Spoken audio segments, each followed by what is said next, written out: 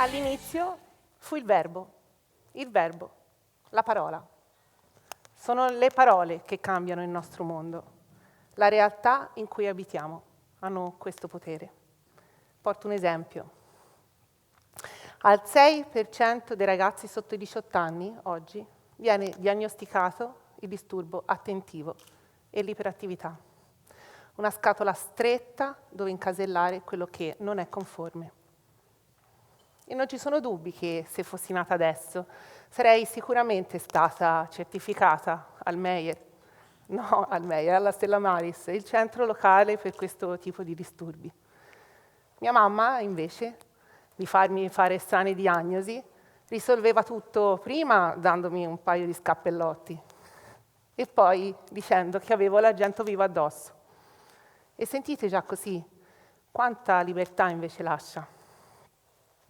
Il modo con cui chiamiamo le cose le cambia. Le parole o danno o tolgono non sono mai neutre. E il disturbo, non ci sono dubbi, toglie, l'argento vivo dà. All'inizio fu il verbo, la parola, la mia era argento vivo. Infatti a me questo argento ha dato tantissimo, ha dato l'opportunità di occuparmi di 100 cose, mettere il naso in 10.000 e farne 1.000.000. E non ultimo, di crescere sulla punta delle dita 2 coppie di gemelli nate in 2 anni. 2 coppie di gemelli nate in 2 anni.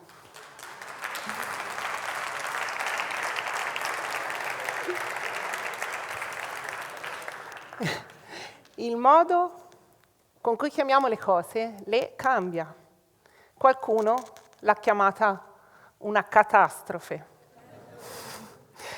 Per me è stato il dono che ha cambiato la mia vita e mi ha insegnato un paio di cose. Lasciatemele condividere. Fino a quel momento la mia storia era una storia come tante.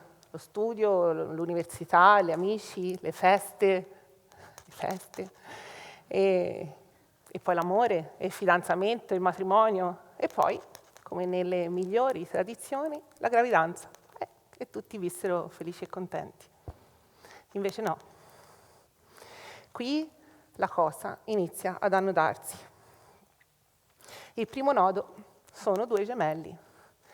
E le prime informazioni che ricevo dagli operatori, tipo il ginecologo, l'ostetrica, il pediatra, sono che i gemelli non nascono quasi mai naturalmente, ma soprattutto che i gemelli non si possono allattare, o meglio, si possono allattare, nessuno l'ha mai visto fare.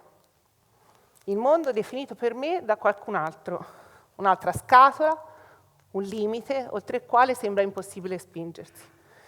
Questo verbo però andava in contrapposizione con quello che diceva la mia nonna, Gilda, ormai 90enne. Borbottava sempre di qualcosa di donne che ai suoi tempi, con una manciata di fagioli, riuscivano a prendere a balia e a allattare una schiera di ragazzetti e che noi, donne moderne, cresciute con le bistecche, non fossimo in grado di farlo neanche per un bambino solo. Il verbo di nonna Gilda, dentro di me, a creare la mia realtà, ad aiutarmi a vedere oltre la scatola, oltre l'orizzonte. Io infatti vado avanti, si sa, sono un'iperattiva, o meglio, ho l'argento vivo addosso e quindi lavoro, faccio, brigo, forco, mi sento in forza e sto benissimo. La mia gravidanza è una groovy dance, dico tutta soddisfatta. Ecco però il secondo nodo.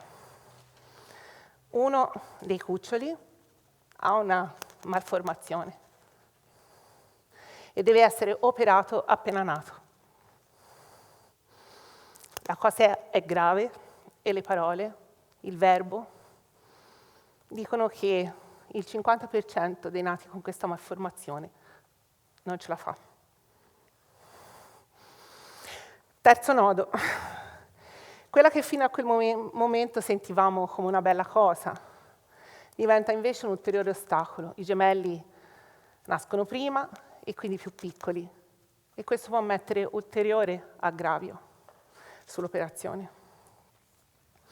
Questa nuova storia, questa narrativa mi sovrasta e la mia groovy dance diventa una grave danza.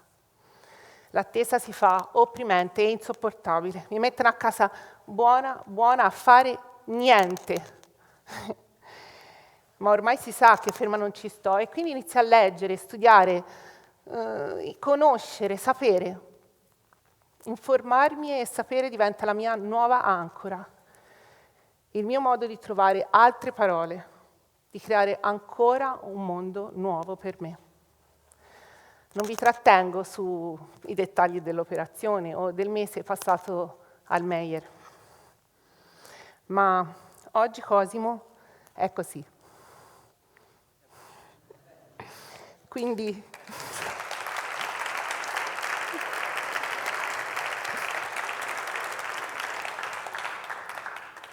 come... No, non si fa, perché piango.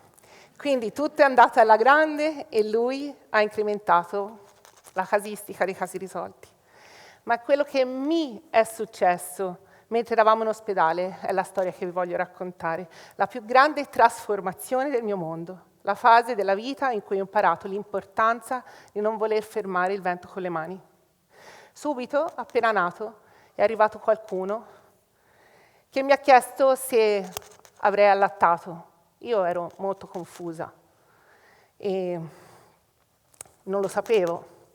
Mi ha precisato però che se non lo avessi fatto, vista la situazione molto delicata, avrei dovuto rimediare con 10 fra integratori e medicinali vari. Ma a me le doppie pesate, i biberon, latte formulato, mi davano un'idea di pesantezza, di fatica, come avere il vento in poppa e invece andare a remi. Un giorno, però, finalmente a casa, mi sono seduta con i miei neonati sul mio divano comodo. Ho portato cose da mangiare, cose da bere, musica, libri, telecomandi, tablet e tutto quello che pensavo mi sarebbe servito da lì a un anno. Mi sono acciambellata come in una cuccia e ho attaccato i miei bimbi al seno. Mio marito diceva che ci puzzava come dentro una tana di una volpe. Però ho detto a tutti che avevo finalmente capito a cosa serve una mamma, e cioè allattare e nutrire i propri cuccioli, e che da quel giorno chiunque mi avrebbe trovato lì, spiaggiata. La sensazione di leggerezza che ho provato è stata deflagrante e spaventosa, essere sospinti dal vento senza opporre resistenza alcuna. Ho fatto purtroppo tanti errori, cose sciocche che un minimo di esperienza mi avrebbero evitato. Un passo avanti e 2 indietro, come ora. Ma nessuno sapeva aiutarmi. Ho combattuto contro ignoranza, pressapochismo, modi di dire, luoghi comuni, paure e ansie. Anche chi mi sosteneva non sapeva che dirmi. Perché i gemelli si possono anche allattare, ma chi lo ha mai visto fare? Un po' matta o fricchettona o antica o fissata, persino talebana mi sono sentita apostrofare. Le parole, eppure nessuna di queste mi offendeva. La mia storia di latte è stata una storia bellissima e perfettamente riuscita. Ancora di più poi con la seconda coppia di gemelle, dove potevo finalmente applicare tutto quello che avevo imparato.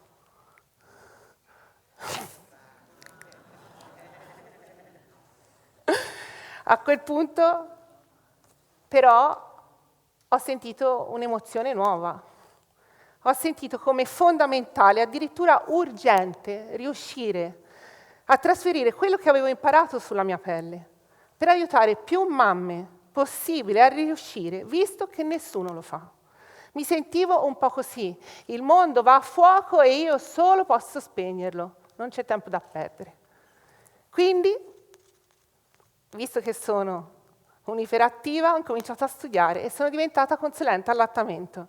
E ho lavorato nei distretti e ho lavorato negli ospedali, però purtroppo si sa come funziona. I soldi per i nuovi corsi non ci sono, le USL o ASL, come si chiamano, non investono e tutto diventa un po' difficile. E così abbiamo dovuto mollare.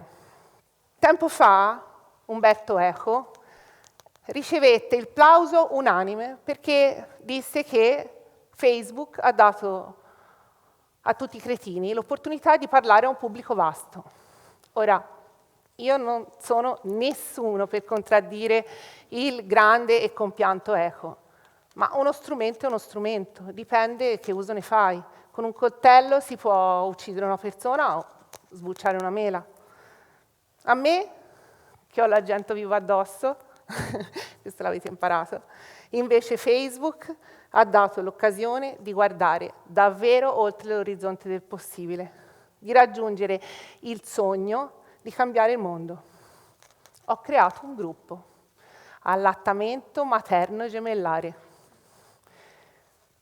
Ma oggi 1700 mamme gemellari da tutta Italia e anche da varie parti del mondo allatta 2 o più gemelli, anche grazie al mio supporto e a quello delle meravigliose moderatrici del gruppo.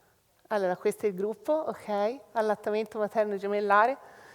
Allatto doppio gemelli, dicevo, anche grazie al supporto mio e quello delle meravigliose moderatrici del gruppo, che ogni giorno, eccole qua, che ogni giorno e ogni ora aiutano, rispondono ai dubbi, alle paure e alle ansie e allo sconforto di queste mamme che si sentono così sole, creando una rete di solidarietà, sostegno e di amore. Ogni cosa può diventare un'opportunità, anche quella che inizia con tanti nodi. Datevi sempre l'opportunità di credere, di crescere, di aiutare. All'inizio fu il verbo, la mia parola oggi è evoluzione. Grazie.